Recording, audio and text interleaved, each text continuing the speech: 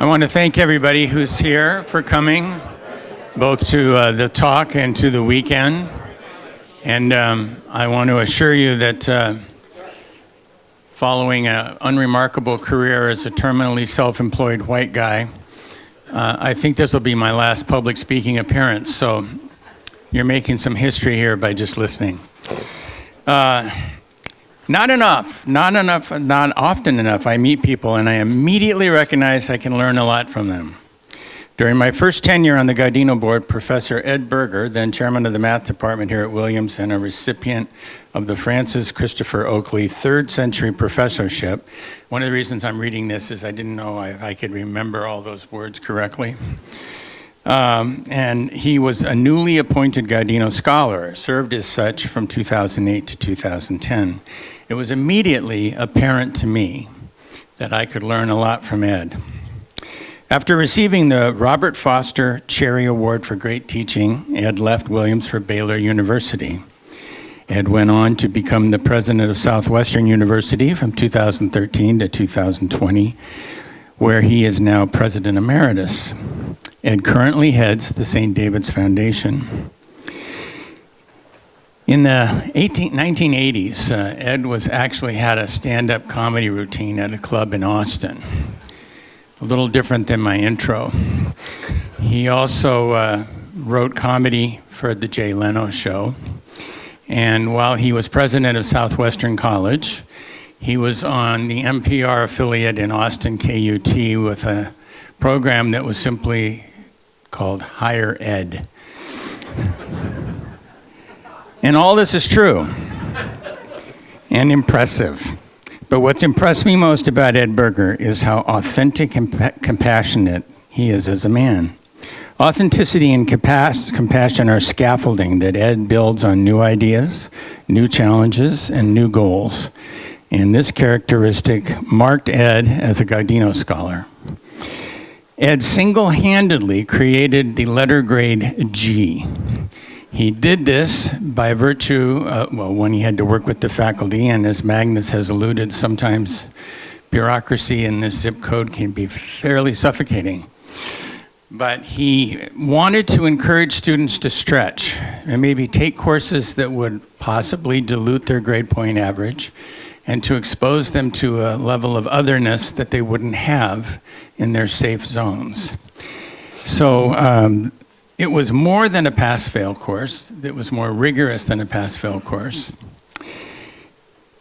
And tonight in our documentary premiere, you'll see how Ed fashioned another course for credit, whereby, as the scholar, he had 12 students drawn from separate academic majors who would in turn teach their classmates and Ed, who sat for all of these classes for 3 weeks, in various departments like math, studio art, and music.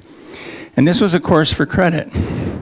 But it represented the very spirit of Robert Gaudino's embrace of the uncomfortable learning. In my subjective experience, Ed has wholeheartedly grasped Bob Gaudino's thrill of pursuing a lifetime of learning, and Ed has incorporated Professor Gaudino's teaching philosophy in new and creative ways that would inspire the man himself. Ed Berger.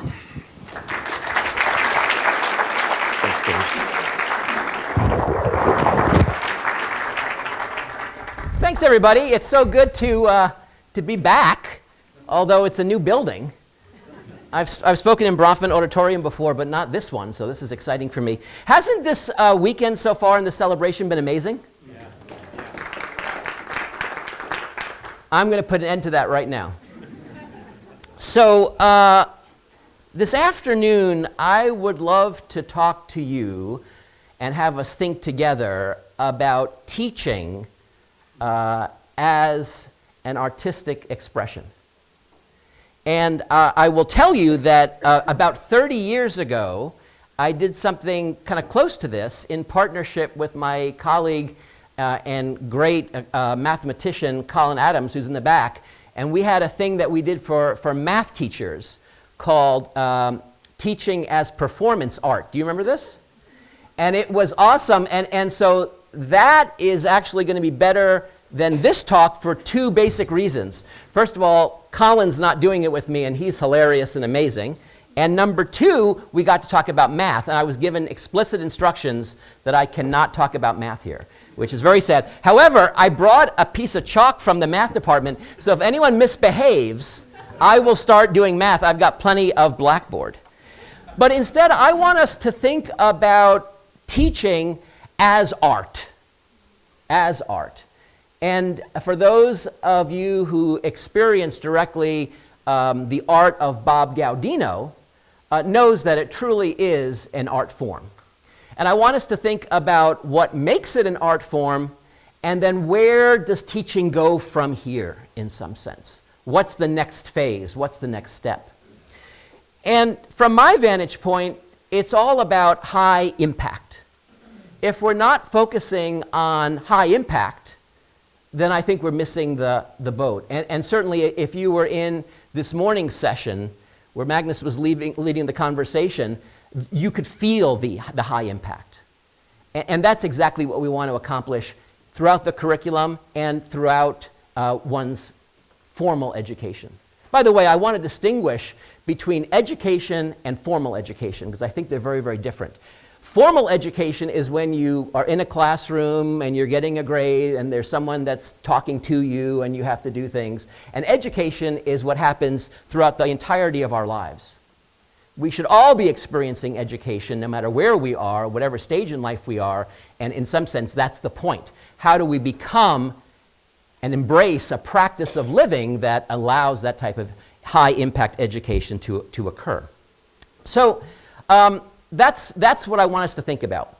But I know that not everyone here is an educator, so I'm really hoping to also offer something for everybody here in terms of some high impact things that we can all embrace, whether we're still in the classroom or we barely remember our school days. And maybe it is genuinely a daze for you, your school days.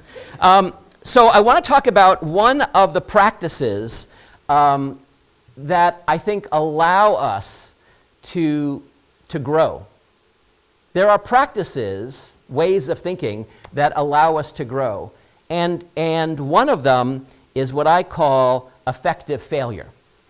And I want to say a few words not only about effective failure, but how we can actually harness it, how you can actually harness effective failure today and tomorrow and as you go forward. And I challenge you, so there's a homework assignment, which is to try and see if it succeeds. And if it does, you should reach out and let me know. And if it doesn't, I'd love to hear that too, because that's a failed attempt at failure, which maybe means you succeeded. Maybe that's what that means. All of this comes out of a book I wrote a few years ago that was actually inspired by a lot of the Gaudino work that I did. I brought a couple copies that I'll give away to people. The 5 Elements of Effective Thinking, which I co-wrote with a colleague from the University of Texas, Mike Starbird. And it talks about practices of thinking that allow us to be more open, more creative, and to be more active. And one of those is effective failure. So first of all, what is, and by the way, can I just tell you something? This book was written about a decade ago, and I made a mistake. So I'll give you an example of failure right now. So it's a very tiny book. I realized that if you want people to, I've written a lot of like fat books that are in math. Turns out no one reads them, which is really sad. So I thought if I wrote a very skinny book that wasn't about math, people might read it. And so what we did was at the very beginning, we put in the book that we suggest that you read this book 3 times. The first time just to kind of get it all kind of in your head and think about it. Then the next time to try to really say, okay, I mean, there's specific things like to do, like ways of thinking. And so let me try to begin to think about it. And then a third time where you try to make it your own, like you really try to make it your own, which I think is awesome because it's a very tiny book. Reading it 3 times is not a big deal. The mistake I made was I should have said, buy the book 3 times. So that was my first mistake here. But let me talk about what effective failure means to me, because it's different from ineffective failure. So we all encounter roadblocks, we all make missteps, we all mess up. The question really is, what do you do when that happens? What's the next thing you do? Now, for a lot of people, and certainly kind of society encourages the fact that what we should do is kind of pretend it never happened and try something else. right? And you can think of that as tenacity, which is great. I mean, I'm a big fan of tenacity. But it's a missed opportunity by just throwing that away.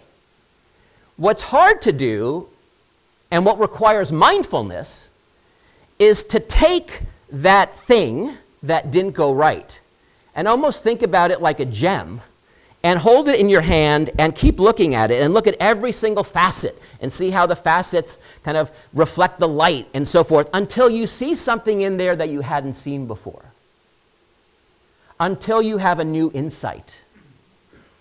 That's what effective failure is.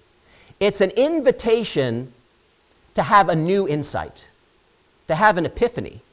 And what's interesting is human beings actually make an audible sound when this happens. Did you know this? This is true. Yeah. Next time, be conscious of it. You all have done this. So, you see the thing, and then here's the sound. Oh. But that's a moment where you realize, I missed something, or I didn't understand something. I see the problem. And that now invites an action. What comes next? Now, it's very hard to do this because we don't like to admit when we're wrong, or we don't like to admit when things don't go according to plan. But again, that is a missed opportunity. And here we are coming together to celebrate a great teacher, Bob Gaudino. And I would argue that we've all experienced transformational teachers in our lives, but I will state that, in my opinion, there is no greater teacher than one's own mistakes, if we harness them, if we seize that moment and learn something from our own mistakes. It's kind of sometimes, I think, hard to visualize this. So let me try to give you a context to kind of make it a little bit maybe more palatable. Because people don't like the word fail and they don't want to admit to that. But imagine, for example, that we were given a great challenge. So someone comes along, gives us a great challenge, and we can all work together on it. And so we get the challenge, great challenge. We all rush to this corner and we start working on it, and it's a great challenge. So we have something, we come up with something, and of course it doesn't work because this is a really great challenge. It's a hard challenge. So what do we think? In our society, it's like, oh my God, we messed up. We're going to get fired, or we're never going to get anywhere, and oh boy, gee whiz, that's awful. Okay, now let's rewind and play that from the beginning. So this person comes along and she gives us this great challenge. She says, this is this great challenge, and we're like, okay, great. And we start to move off to the corner there. And as we're moving, she calls us back and says, wait, I forgot to tell you something.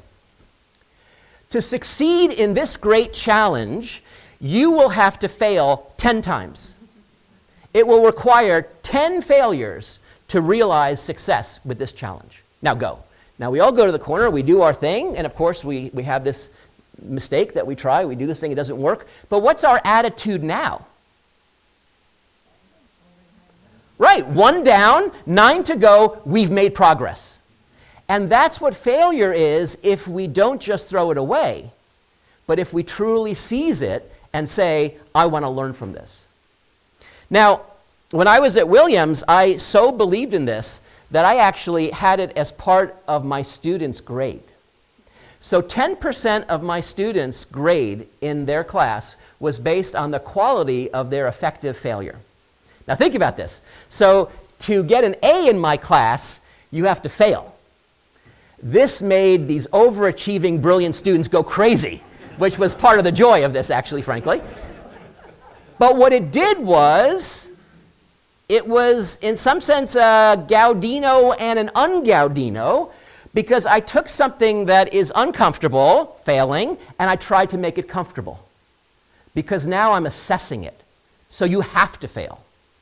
You must fail. And what that did was, it created a different classroom environment. It was more freeing. Students were more willing to speak up. And so when we were going over, let's say, a question that I asked folks to work on at home, and let's say someone came to the blackboard and did it perfectly, of course, I would now turn to the rest of the class and say, okay, how many people didn't get it right? And everyone wants to raise their hand and share their mistake, because they realize that by sharing their mistake, they are being a teacher. They are offering lessons if we're in the mindset to embrace them.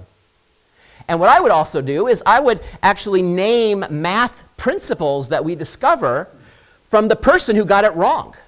So if someone made a mistake, and then that led for us to understand a mathematical thing and say, okay, that's the reality, I would call it like Mary's theorem and not the Pythagorean theorem. Although that was never a good example because everyone knows the Pythagorean theorem. But you get the idea. The point was to celebrate those mistakes and to create a culture where not only is it okay, but it actually moves the conversation forward. Now, if you take this idea, so suppose that you said, oh, Ed, I kind of see this. This is not bad. But if you take it to its logical extreme, if you say to yourself, wait a minute, so I can always learn from a mistake if I spend the time to commit to it, well then logic tells me that I should intentionally make mistakes. And I think that's right. We should intentionally be making mistakes and then using that as an opportunity to force us to see this thing in a different way. And so here's a way to kind of visualize it. I think about it like, imagine a chessboard. And a mistake is a square that you land upon with the sole intent of moving off, and moving off further and moving off in a more effective way. Now that's a way of kind of programming how you look at the world. Instead of trying to avoid things that might seem a little bit unpleasant, embrace them. Now, I want to give you an example. I'm going to give you two examples of this just to show you that this can work, because you might say, Ed, this is nonsense. And maybe it is. But here's an example where it actually worked. So I was visiting some friends out in Cambridge on the other side of the state. And they had, at the time, a third grade. This is the summer. And they had a third grader who was about to go into fourth grade. So like kind of, I don't know what you call that, but between third and fourth. And in Cambridge, and if you could explain this to me, I would really appreciate it, they would give these third graders all of this math homework for the summer. It's like summer is a time to play, right? You're supposed to be, going off and having fun. And he had like this stack of math problems, just nothing pleasant about it, and he was supposed to do it over the summer. Well, this was like August. He did none of it, which I really was proud of. I thought that was the first good step. But, the parents said, look, he's got to get through a few of this. His name, Seamus has to get through a few of these. Okay, so I remember this so vividly. I was sitting at his kitchen table. He was sitting right here. I was sitting here at the kitchen table, stack this tall of these one awful math thing after the next. They were really awful. So I'm looking, and I'm trying to find one that I can tolerate. So I came across a question about donuts. Now, okay, you got me. So this was the question. This was the exact question that this third grade Seamus was asked over the summer. You have 36 donuts, and you wish to arrange them into 2 rows where each row will have the same number of donuts as the other. And the question is, how many donuts would be in one of these rows? Now, to you and to me, this is asking what's half of 36? Now, to a third grade Seamus, this is asking what number plus itself equals 36. Okay.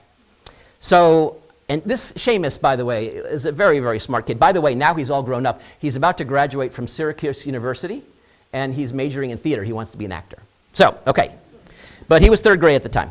So he's sitting there, and I said, Seamus, do you understand the question? And he goes, oh, yeah, I understand the question. I said, okay, go ahead. So he has a blank piece of paper, and he has this pencil, little kid, and he has a regular, so like it looks like a giant pencil in this little kid's hand. And I'm watching, I'm really curious to see, like, what's he going to write? Like, what is he going to put down here? So he puts the pencil to the paper, true story, and nothing happens. And so I'm worried that maybe the kid froze or something, or he went into a catatonic state. So I'm looking up at the kid, and he's sitting there, and the pencil is not moving. And he was like kind of intellectually constipated. Like he just was pushing and pushing, and nothing was coming out. There was like the pencil was not moving. And so I got very concerned. I said, okay, whatever you're doing, stop. I don't know what you're doing, so stop doing it. Okay, so he stopped, and he got back to his normal self. I said, okay, here's what I want you to do. When I say go, I want you to immediately give me an answer you are certain is wrong. So I want you to give me an answer you know is not right. Do you understand? And he said, and he kind of looked at me quizzically, and he said, yeah, I guess. I said, okay, are you ready? And he said, yes. And I said, go. And he immediately said, 16. Now, I think 16 is a great wrong answer, don't you? First of all, remember the original number was 36, ends in a 6. His number 16 ends in a 6. I love that, right? Pattern. He picked a number that was smaller than 36. If he would have said 146, I would have been less happy, right? But he picked a number that was smaller. I mean, that is a good wrong guess. And so but I didn't say any of that to him. I just turned to him and said, okay, great, Seamus. Now show me why 16 is wrong. Well, now he had something to do. You see, you have something to do now. And he did it. He just wrote down 16, and then underneath he wrote 16. He drew a line. He put the plus sign. 6 plus 6. And again, he's smart. 6 plus 6 he knew was 12. So depending on what vintage you are, you could write down the 2 and carry the 1 or do something else. But anyway, and he got 32. He looked at 30. I said nothing. He looked at 32 and said, oh, that's too small. Oh, it's 18. That is exactly what transpired at that kitchen table. So he was pushing and pushing ineffectively. Nothing came out. The moment I invited him to quickly just fail, he got the answer immediately. And this is one of the exercises that we talk about in the 5 elements, which is something that I'm hoping that maybe you can apply. And it's called Don't Stare at a Blank Screen. So I don't know how you write things, emails or reports or whatever you write, but students tend to, first of all, when students, most students anyway, when they start to write a paper, the night before it's due. Okay, so this is kind of hard potentially, but you put your fingers on the keyboard and then you're expecting like the gems just to flow. Like, that Shakespeare or someone's just going to pop out of your fingertips. And then you don't know where to start, and you kind of become catatonic. And so Don't Stare at a Blank Screen is an invitation to free yourself of that. Free yourself of the perfection. And so the Don't Stare at the Blank Screen is this. Write it really fast and really poorly. Like your job is to write a poor blank, whatever it is. And if it's not a paper, you can use it as a metaphor. If you're doing something else, just do it really quickly and really poorly. Because that will now free you to actually engage in whatever it is. So in the case of writing something, you might get to the very, very end and realize, wait a minute, my conclusion is kind of the opposite of where I started to write, and maybe I don't even understand what I'm supposed to be doing here, or I don't understand the situation. Well, that now invites deeper understanding. But it identifies an issue that you can now deal with. You can do something with it. Also, in terms of writing, I mean, this is how people in the humanities live, right? They don't call it failure, they call it editing. Right? I mean, you think that, Shakespeare started off and it all came out. No! It was editing, right? I'm sure it was, at one point, to be or not to be. That's what I'm wondering. And as good as that is, I think we can make it even better. It's iteration. It's this process of refinement. But what it really is failing, because the first time through didn't work. So this is a powerful tool.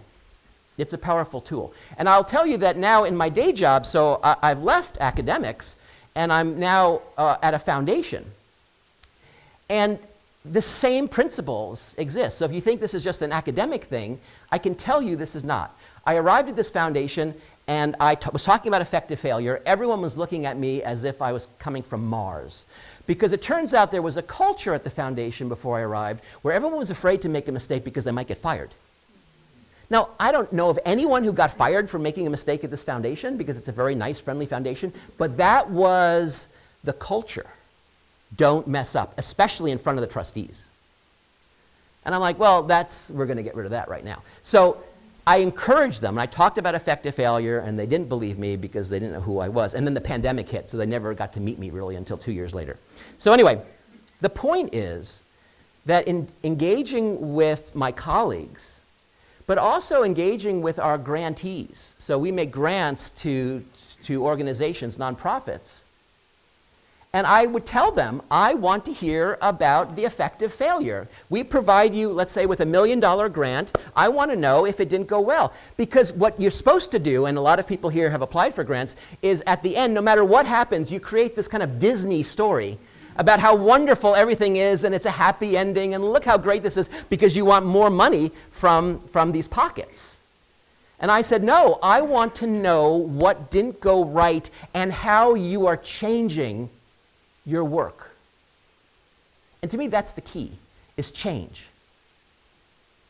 That's what education is about. That's what high impact education is about. It's about inviting change. I'm not talking about changing like a person's DNA or telling them kind of what to think, but really inviting them to practice ways of thinking so that they can see themselves and the worlds around them in a clear, more focused way through all the disciplines that they explore. It's change. And these grantees looked at me, again, at kind of askew and said, are you serious? Like, but we could tell you that it didn't go right and we still might get money from you in the future? And I said, absolutely. If you tell me how you're going to do it differently. If you're going to explain to me how your organization has evolved, how your organization has changed. So failing invites action, if nothing else. And to me, this is an important aspect of education, and I think it's an important aspect of the legacy of Bob Gaudino, which is we don't want students, or anyone for that matter, to be simply consumers of ideas, but rather producers of ideas. We want them to be creators. And that happens through experiential learning, through discovery learning, and there's all sorts of ways of doing that. You could take a bunch of students and just send them off to India or Appalachia or Detroit and have them live that way. You could have them, send them into the lab and have them perform original scholarship and original research. There are tons of different ways. You can take, and I don't know which is the inside students or the outside students, but you could take a bunch of students that are seemingly different and put them together, as we heard about this morning, and have a powerful, life-changing experience. So to me, this is what it's all about. It's the activity, it's the action. Wherever it manifests itself, it's the action of doing this. And Bob Gaudino talked about the notion of bias through one's own intuition. And I think that that's interesting. Because, Bob Gaudino and others that have followed him talk about uncomfortable learning. And I embrace that because it is hard to take action. Anytime you're taking action, I would say that's uncomfortable. Certainly failing is the ultimate uncomfortable thing, especially if you're going to share that with the world. But even if not, even if you hold that mistake or that misstep in your head, as long as you challenge yourself to grow from it, then it's okay. You don't have to share it if you don't want to. That's fine. But the point is, it's about action. And through that action, you begin to make progress. Bob Gaudino did this in a number of remarkably innovative ways, especially for the time, if you think about it. And then since then, and we're celebrating 50 years of really creative scholars doing really interesting things. And we heard of an amazing program just this morning. I was a Gaudino Scholar for 3 years in 2008 until 3 years plus that. And it was really an amazing opportunity for me. Because basically what the college said was, no rules, do what you want. Now, how are you going to be creative? Teaching as art. How are you going to be creative? And so what I did was, it's a 3-year thing, and so for the first 2 years, I was just focusing on things that I always wanted to do. And so I put together a faculty forum and had dozens upon dozens of faculty from across the college come together and share creative ideas. I just wanted to kind of spread creative ideas. And Magnus was one of the speakers. You remember this? We used to have it be the faculty club. And he was just a baby. He was like just a little bit beyond embryonic. And I could see how great and look, like turned out he's a genius, an amazing teacher. But trying to spread and encourage just creative ideas, weird things, missteps, things I tried that didn't work. And some of those conversations over lunch, I still remember, and that was now, well over 12 or 13 or 14 years ago, which is kind of amazing. I wanted to offer a course, and James actually referenced it. I called it Exploring Creativity. And for me, I believe, and this is just me, I'm not speaking on behalf of anyone anymore, but to me, the disciplines and the actual material that's being taught is merely a conduit to ways of engaging one's mind. And so it doesn't even matter what subject it is. And so I always dreamed of teaching, I'm a mathematician, I love teaching math classes, but I dreamed about teaching a class that actually was devoid of all of that kind of clustering of, or segregating of disciplines.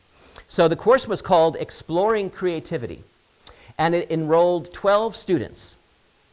And the first time I taught it, so 3 students had to come from a particular major. And so the first time I taught it, there were 3 students from studio art, there were 3 students from music, there were 3 students from philosophy, and 3 students from mathematics. And so just 12 students. I had about 45 or 50 people try to get in. So this was you had to basically apply to get in. You had to be one of those majors, so that automatically got rid of some folks. And then I interviewed, because this was active learning. The 3 students, let's say in studio art, had to create a 3-week syllabus for the rest of the class. So what a, I think, wonderful opportunity for these students, mostly seniors, to really think about their major discipline and say, how would I articulate this? How would I introduce philosophers, musicians, and mathematicians to the world of art? And the theme that tied it all together was creativity. So these students had to teach what creativity meant in each of these different fields. And what the entire class had to do was to look for that common thread and see and discover what that common thread was, whatever it may be. And so, if you talk about uncomfortable learning, this was awesome. Because take 3 senior majors in the field, in one field, and put them together and then have them agree on what the important thing in that field is and how to articulate creativity to others. If you want conflict, there it is. Because no one ever agreed. And all I did was I met with these teams. They would come and meet with me in my office in an old building that used to stand right here. And they would share their struggles. And then people would come in afterwards. Like they'd come in one at a time. I'm really having trouble working with that one. And I can't. And my response was, make it work. Right? This is where it's action. It's doing. You learn. This is reality. You have to work with other people. You might not always agree with them. The personalities might not gel. But there you have it. We're on this planet together. I think one of the problems we're having today, frankly, is that we don't acknowledge that. We don't acknowledge that we have to kind of come together and find ways of working together. But I just would send them out and say, yep, I hear you. You could come back, and I'm bleeding with you. Now go out and make it work. And I will tell you that those triples of students created some of the most imaginative classroom experiences that I've ever seen. And we would flip, and Magnus was talking about this morning about the bureaucracy and how complicated it is to do anything, which is true. That's not it's not a Williams thing. That's just that's a formal education thing. It's impossible. Just to teach this course, first of all, the fact that it was in all the disciplines, that was not kind of great. And then I would physically move around. So we did studio art in the studio art building, which means the studio art group had to let me in that space just for 3 weeks. Then we had to go to music. So Bernhard, where we all were, downstairs they have these music rooms. I had to be there for 3 weeks. We went to the philosophy building for 3 weeks. That was not so hard. They have a lot of Socratic classrooms, and that's fine. And then math. So just the choreography of physically moving around campus, 3 weeks here, 3 weeks here. We kept moving around so that we could experience it. And it was a really, really wonderful experiment. And it's probably the most joyful thing I've ever done in terms of in the classroom teaching. I didn't teach at all. And again, you heard this morning about doing as little as possible. I was a student. I mean, I would oversee the curriculum development privately with the trios, but then they would teach it. And I was just there doing it. And let me tell you, the hardest one always is the art history one. That is so hard. They gave so much homework. I taught the class twice, and each year I was like drawing and drawing. So one exercise was to take a shoe and draw it 50 times, like from every kind of angle you can imagine. And I mean, it was incredible. But it taught something. I mean, really, the word discipline, in some sense, this was capturing what discipline meant. Not in terms of the segregation, but in terms of a mindset. And then they were constantly thinking about the connection. And we'd meet once a week on Fridays for lunch, and we would talk about the connection. I remember one time, this is in the Presky Center, we were meeting in one of the classrooms there. This was the music session of the class. And they said, we're going to listen to John Cage's 2.5 minutes. Do you know, or something, you know what I'm talking about? Where it's just literally 2.5 minutes of silence, like the musicians don't play at all. And you just hear. And I have to admit that, this was years ago and I was in a different place and I was like, oh my God, this is ridiculous, John Cage. Okay, so, but we did it. And I remember sitting in that classroom and we were all silent, and then all of a sudden you can just hear all the ambient sounds, which became music. You could hear someone drop a tray, right, while they're getting their food, or someone yelling outside, on the green. And I personally was truly moved by going from an eye roll, like, oh God, here we go, to like, wow, that was really interesting. And that's how thought-provoking these students were. And then they came out, and then they had to express themselves in this way. So did that. Connected with that, I was doing something. I wanted something that would reach out beyond the 12 students a year. And so I did this thing, series called Failing to Succeed, where I brought back alumni, and I put them on the stage. It was at either Brooks Rogers or at the theater. We had lots of people. And I basically interviewed them about people that seemed very successful, and I wanted to know how they failed. Because I wanted everyone to begin to celebrate that. And so we had like Fay Vincent, if you remember Fay Vincent, who was the former commissioner of Major League Baseball. And actually one of the people is here in the audience, came out just to hear my talk, Janet Brown, who's the executive director of the Commission on Presidential Debates. You want to talk about failing? Holy cow. And so she came out. It was a whole different world back then, and still there were things that Janet was able to share about her experience as a leader in Washington, D.C. and dealing at the highest level with the politics of the day. And so we had a bunch of people. Herbert Allen came out, if you know him. He's just a really wealthy guy. And so the idea was to encourage people to see the power and the reality of failing, which was pretty cool. Then in my third year, I wanted to do something that was kind of bigger than that and kind of curricular. And again, James referenced this. I wanted to create an opportunity for students to be able to take a class that they're interested in, but they're afraid of. So imagine maybe a math student who's afraid of writing, but they really want to take like a literature class or a poetry class. Or imagine the student who just is lousy at drawing, but boy, it would be so much fun to take a class in drawing. But I have to go to law school. I mean, everyone's going to law school or medical school, and I have to get a high GPA. And so that ends up being a barrier to the exploration and being uncomfortable that we all know is actually good for us, and that it provides a more robust educational experience. So I just wanted to get rid of the artificial constraint of the stupid grade, which really I think is ridiculous. I mean, grades are, please. I mean, they're needed.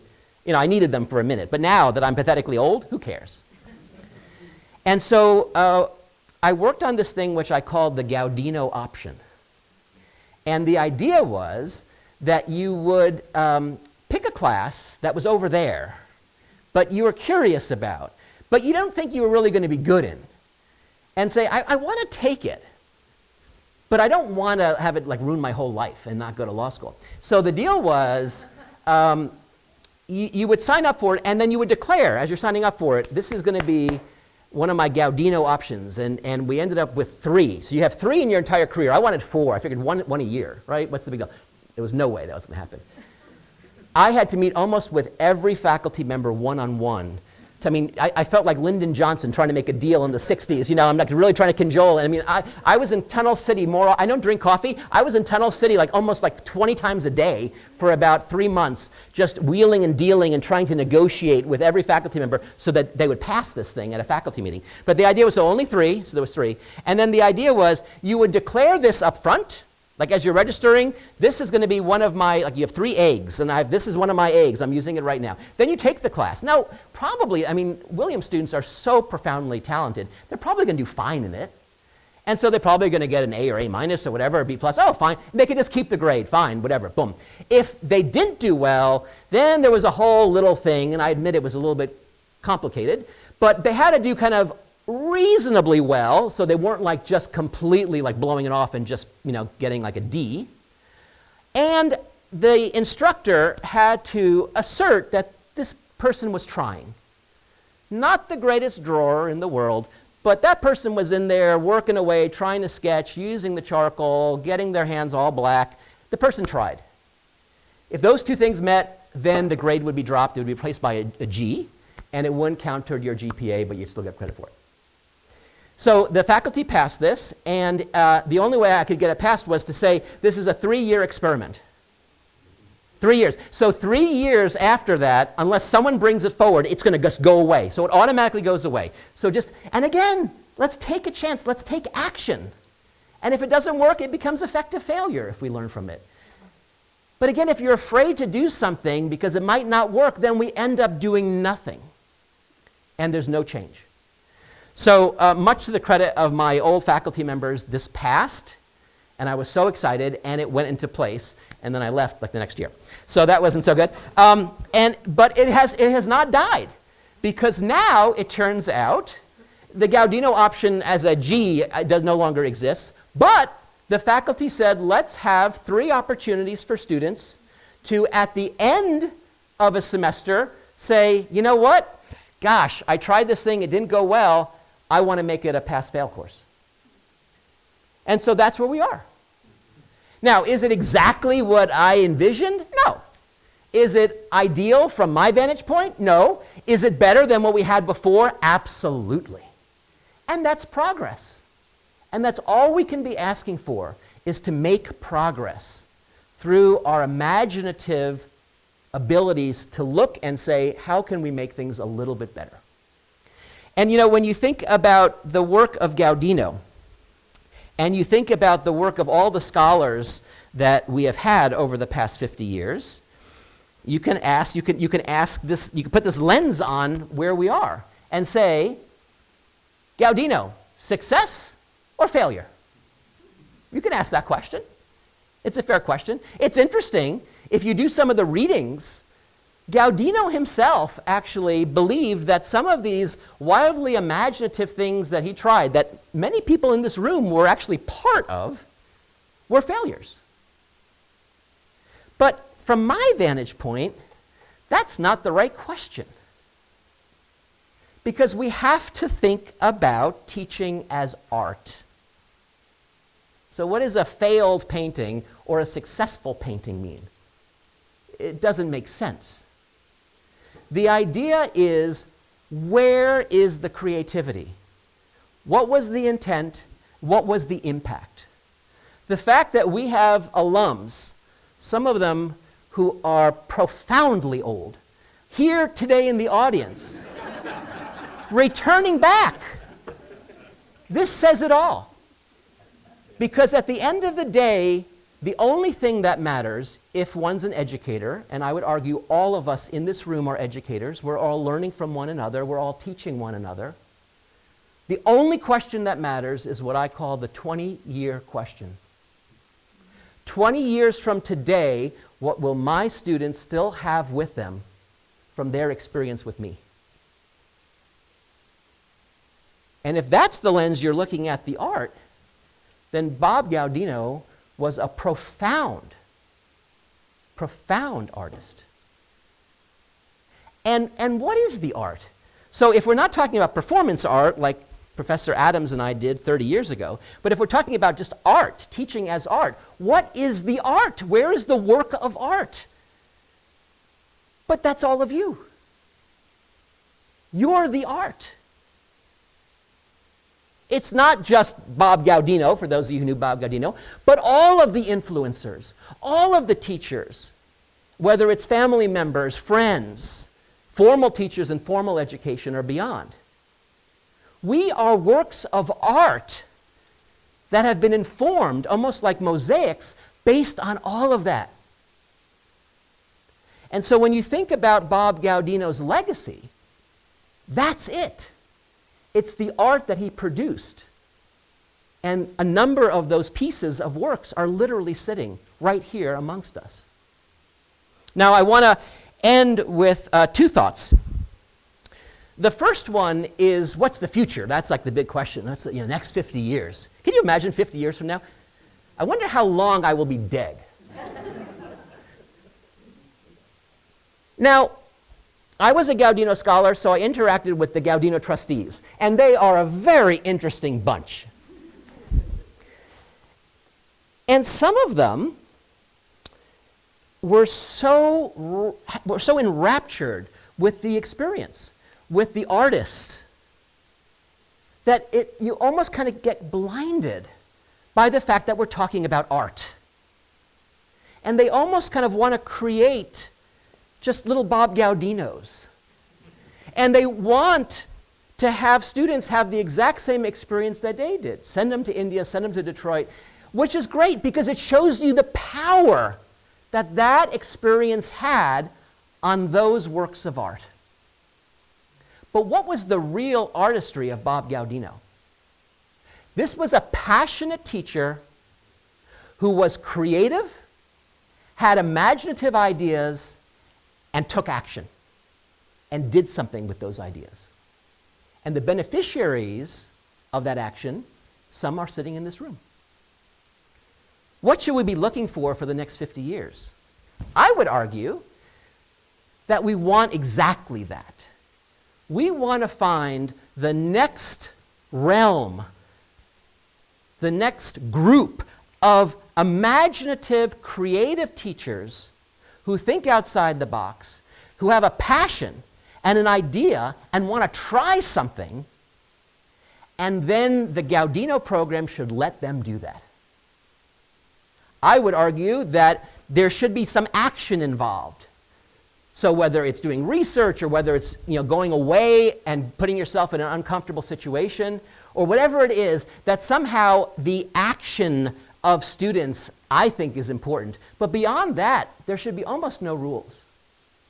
The Clark Art Institute, unless they moved it, is still kind of over, oh gosh, wait a minute, over there. I think it's over there. No windows here. I think it's over there.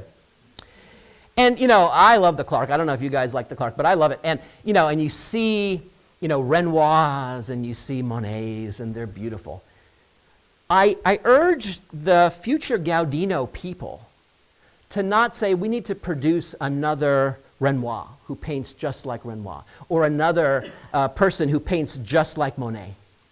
Instead, you want to encourage new artists to create their new art on the canvases of the future. Those beings who will be crossing through Williams, or in some cases, just being near Williams and experiencing that. That's the kind of creativity and energy that I hope will persist over the next 50 years in terms of the Gaudino program. And I want to close, and then we'll have time for a couple questions. I want to read you something. I want to prove to you that as a mathematician, I am aware of the liberal arts. So I want to read to you something from T.S. Eliot. This is called Little Gidding. Has any of you ever heard of this? It's a bunch of poems. He wrote this in 1943, which turns out is the exact same year as The Little Prince was written. And I know what you're saying. You're saying, Ed, are you doing this to shamelessly plug the fact that you're going to do a thing on The Little Prince right after this? And the answer is yes. But it's also to try to capture this idea that I'm trying to articulate to you. The importance of failure, the importance of kind of going through a journey and being open and letting people be creative, and then revisiting kind of where you are. Now, I can't read the whole thing because it's very, very, very lengthy, because people in the humanities write forever. They're not like the mathematicians that know how right to get to the point. So this has been bastardized by me. I've just picked a couple of little pieces that I think are appropriate here. I hope that everyone can get something out of it, but I'm really actually pushing this more toward those who are involved in the Gaudino program, because I'm really inviting you to think this way as you go forward. So here we go from passages from Little Gidding by T.S. Eliot.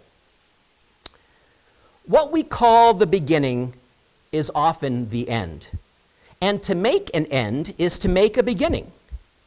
The end is where we start from, and every phrase and sentence that is right, where every word is at home, taking its place to support the others, the word neither diffident nor ostentatious, an easy commerce of the old and the new, the common word exact without vulgarity, the formal word precise but not pedantic, the complete consort dancing together. Every phrase and every sentence is an end and a beginning.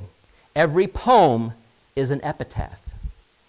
And any action is a step to the block, to the fire, down to the sea's throat, or to an illegible stone.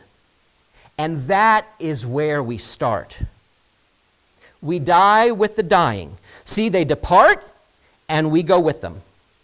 We are born with the dead. See, they return and bring us with them.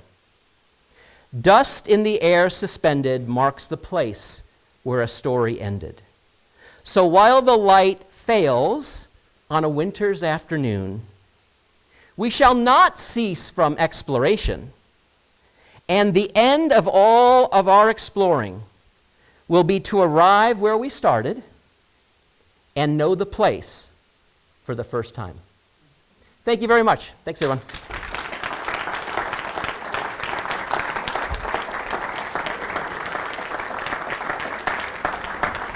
Thank you. So I've got 5 minutes of questions, comments, reactions, or rebuttals that people would like to share. Yes, please, Jeff. Not rebuttal. One of the failures Gaudino wrote about was Williams at Home, and more than half the people did Williams at Home are here, so one could counter that, but he wrote The Reckoning, and in part, I think he wanted more than just action. He wanted students to use their experience, to reflect on it, to struggle with it, and that, you talk about art, the liberal arts, so what really is liberal arts, and that was, he was somebody who was ahead of his time, but would have been out of place here now in terms of what is a liberal arts place. So he tried to write about it, writing about silence is suspect. But the one thing I just quickly say as a story is that when we came back from Williams at Home, we discovered that most faculty hated it. Didn't like it, didn't want to do it, felt there shouldn't be another one, and it was shocking. But most of us, I think, I'll speak for myself, thought we had changed a lot. And I remember the one-on-one with him in his house where I was talking about how much I had changed, and he looked at me and said, "Mr. Thaler, you haven't changed." I said, "What do you mean?" And he said, "You just become more of who you are." And I think that's what he was trying to do. What he was gifted at was focusing on each and every student, whether in the classroom or in his house, wanting to have them come to a point of growing themselves. Yeah, I love what Jeff is saying, which really highlights the fact that we can't just take a template or a program and then ask random people to have the passion and the insight and the appreciation for it as Bob Gaudino had. And what we want to do is try to get that passion, burning amongst other faculty to find out what their thing is and find out what their equivalent of the study at home looks like. And I think that's exactly right. And I'm really delighted. I mean, you and I have talked a lot, and I'm just so delighted that you still carry that with you. Yes, please. Segueing from what Jeff said, a subtext for what you're talking about as an educator is your journey to yourself. Mm-hmm. So I'm just wondering if you could say a little bit about how this helped you with your journey to yourself. Yeah, you know, when I arrived at Williams in 1991, I was this really excited mathematician. And my goal was, along with young people like Tom Garrity at the time, was like, we love math so much, we were going to make everyone love math. Like literally, we were going to convert everyone and have like thousands of mathematicians. And now the department, by the way, has almost thousands of mathematicians. So in that sense, it was really a success. But for me, it took me about a decade or so to ask some really hard questions. And when I talked about like discipline doesn't matter, that's in some sense the journey. Because I love teaching calculus and I love teaching, you know, the advanced level math courses that I taught. And then the truth was, unless you became me, unless you went to graduate school and earned a PhD and became another professor, you were never going to use this stuff. I mean, frankly, square roots. I bet you almost no one in this room uses square roots.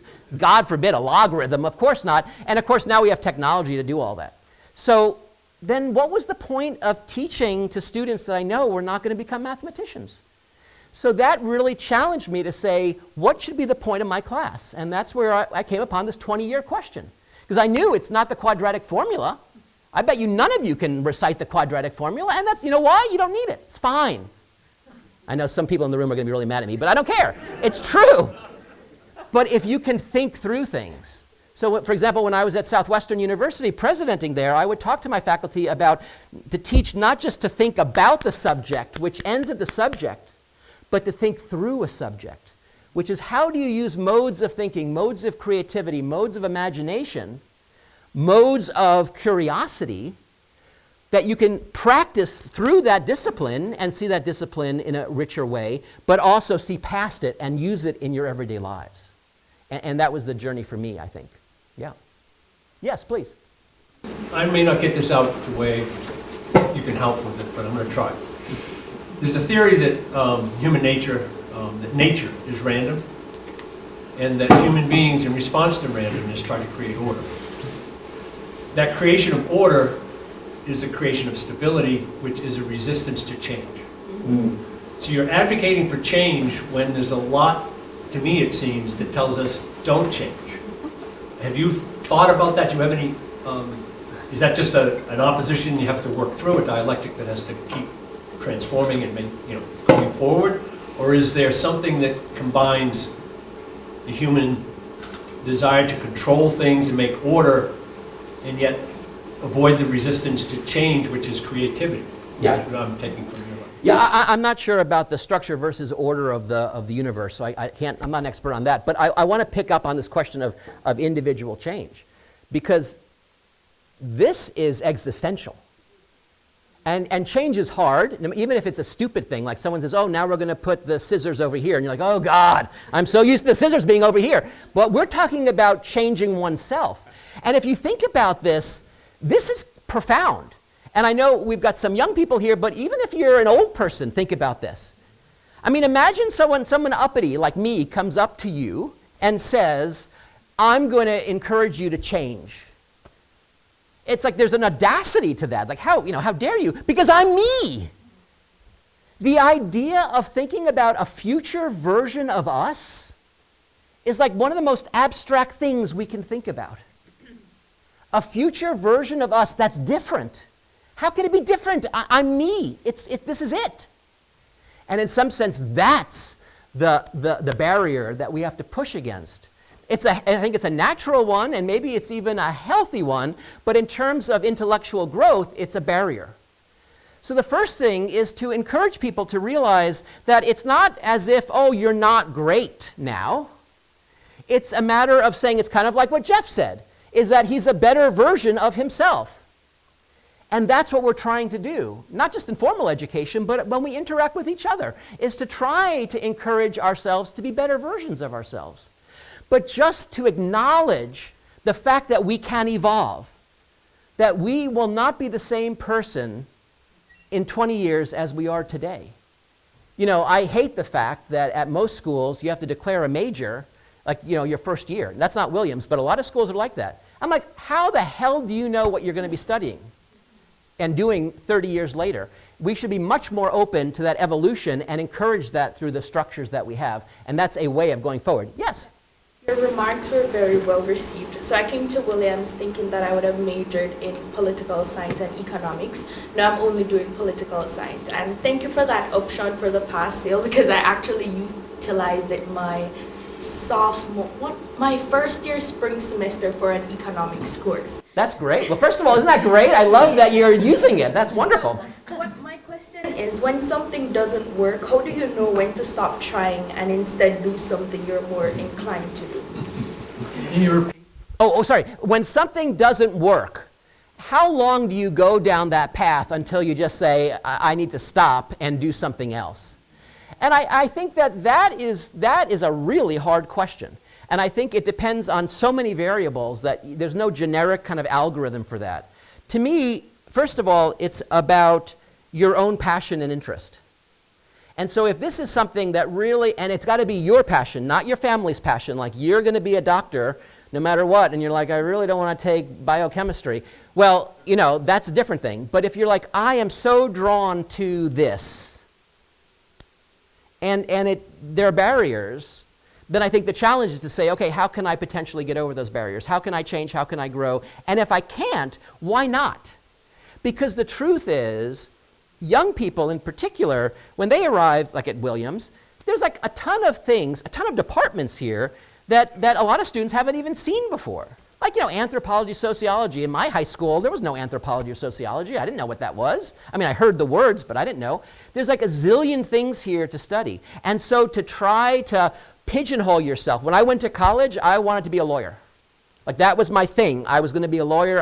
I loved math, so I majored in math, but I was going to be a lawyer. And I never made it to being a lawyer. Why? Because my formal education messed me up. And that's the point. A formal education is to mess you up. That's the change, right? You go in with some preconceived notions, and then if it's an impactful education, it should mess you up, and you come out different. Ideally, a better version of you, but you come out different. So when to kind of pivot is really a function of the journey you're on and where you want to go, and also being open to exit ramps. God, I'm supposed to be an economist, okay? I'm supposed to be an economist, but God, I can't help but take religion courses because it's so cool. But I'm going to be an economist. Well, at some point, you got to say, you know what? Maybe I need to kind of end this and just give in to my natural inclination to look at religion as a construct. So anyway, that doesn't really answer your question, but I love the fact that you're evolving and changing and switch majors all the time. That's awesome. I love that. Are you a second year, you said now? Junior, okay, wonderful. You're pointing, so I don't know who you're pointing to. Oh, yes, please. Yeah, thank you so much. I was thinking about what you were saying, and there's a common thread in this uncomfortable learning, right? Whether you have the 12 students from different disciplines teaching each other, or the prison project, or, you know, the original Gaudino, let's say, sending people to Appalachia. The insight comes from interaction with others who are listening or comfortable with the perspective. And then, you know, it's not just, we have a tendency, I think, in our culture, like it's all about me, but the inside. And this learning, I was so impressed with your project with the different nature, but, you know, all of those things involve, it's an uncomfortable encounter, or maybe not, you know, just that forces a kind of change, it creates a kind of change. And I think that is a thread of Gaudino, not to replicate, you know, what Gaudino is, but this kind of encounter. And that's something that I just thought, listening to you, and especially your, that class you read, I thought was very interesting, because, you know, quite different from sending people to Appalachia. Right. But yet, you know, in our major, you know, so all of those involve that kind of encounter. You know, and Gaudino wrote a lot about difference, the importance of difference, and the importance of having that conflict. I mean, he talked about the conflict. And there's a lot of ways of doing that. But I completely agree with you that, again, if people are just living in their comfort zone, they're not going to change. And the idea is, how do you displace that? And there are as you're pointing out, there are a wide variety of different ways of displacing an individual's experience. But it's when you're off balance, that's a moment where you have to now find balance. And you can argue that that's a good definition of learning. Is like, once I can now find a new equilibrium, I've learned something. I just wanted to add, so, you know, like the introspection, it's a different kind of introspection. You know, we're very used to like, introspection without that other. And I think that's what seems so common about this. And can I just pull on that, and now we're way over time, so I'm going to stop. But let me just pull on that thread, because I think that where we are, I mean, maybe you're all happy with how we're doing as a country, and some of you might not be. Whatever, it doesn't make a difference. But let me just say, no matter how you feel about it, there's a reality here which pulls on your thread, which is, how are most people educated? Whether you want to believe it or not, I mean, whether you want to accept it or not, the reality is it's through media. Media is the teacher. And in fact, a lot of people don't go to secondary, to have a secondary education, and it's all media. And they watch programs that kind of pretend and look like kind of news or information shows, and that's where they get their thing. And so they are mimicking, which is a way of teaching. A lot of people use that in the classroom to mimic, you know, do it this way. Here's the equation, follow that, and do it this way. Don't worry about why. Okay. When you watch those shows, you have two people on different sides of an issue, pugnants that are going after each other, usually talking over each other. So the idea of listening, which was brought out this morning, there was no listening. It's, I've got my talking points, you've got your talking points, and we're just going to go. To me, it's actually like an intellectual version of wrestling. It's just like going back and forth, and it's the drama of watching it. But no one's open-minded. When have you ever seen, and I don't care whether you're watching Fox or MSNBC or CNN or whatever the heck you're watching, when was the last time you saw two political pundits going after each other, and one goes, okay, James, you got a point there. I'm going to come back next week and I'm going to have a rebuttal for you, but for now, all right, I can't argue with. There's none of that. We need to embrace doubt. This idea of being certain is really a synonym for being closed-minded. And to your point, if you want to really be more open-minded, you have to embrace doubt, and you've got to say, that's reality. So even though James and I disagree, I'm coming in here with my stance. I'm never 100%. We should never be 100%. So I'm 97%, James. And then James and I go at it in an intellectual way. I still believe my belief. He didn't convince me, but maybe now I'm 95%. See, being open to that change in dealing with and interacting with people who have different beliefs and different perspectives and different mindsets and different lived experiences allows us to open up. And that's what Gaudino did. He invited us to be open, to expose ourselves in a very vulnerable way, and to embrace doubt. And I'll stop there. Thanks so much, everybody. Thanks all you.